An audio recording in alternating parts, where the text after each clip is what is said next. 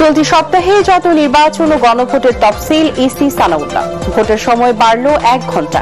সকাল 7:30 থেকে বিকেল 4:30 পর্যন্ত চলবে ভোট। ৭১-এর গণহত্যাকারীরা ধর্মের দোহাই দিয়ে এখন জনগণের কাছে ভোট চাইছে। তারেক রহমানের সব ষড়যন্ত্র প্রতিহত করে গণতন্ত্র প্রতিষ্ঠায় বিএনপির লক্ষ্য। এনসিপি সহ 3 দলের গণতান্ত্রিক সংস্কার জোটের আত্মপ্রকাশ। নতুন এই প্ল্যাটফর্মে যুক্ত হতে পারবেন নাগরিক সমাজের প্রতিনিধি ও রাজনৈতিক দলের নেতারা।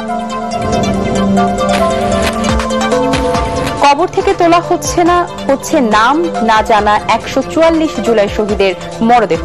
ডিএনএ টেস্ট শেষে যথাযথ মর্যাদায় দাফন করা হবে জানালেন সিআইডি প্রধান।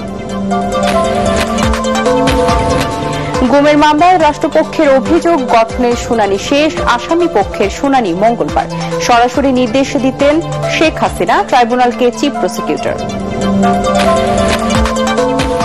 এবং এবার দুদকের জালে সাবেক রাষ্ট্রপতি আব্দুল হামিদ। জাতীয় প্রেস ক্লাবের সাবেক সভাপতি সাংবাদিক শওকত মাহমুদ ডিবি হেফাজতে।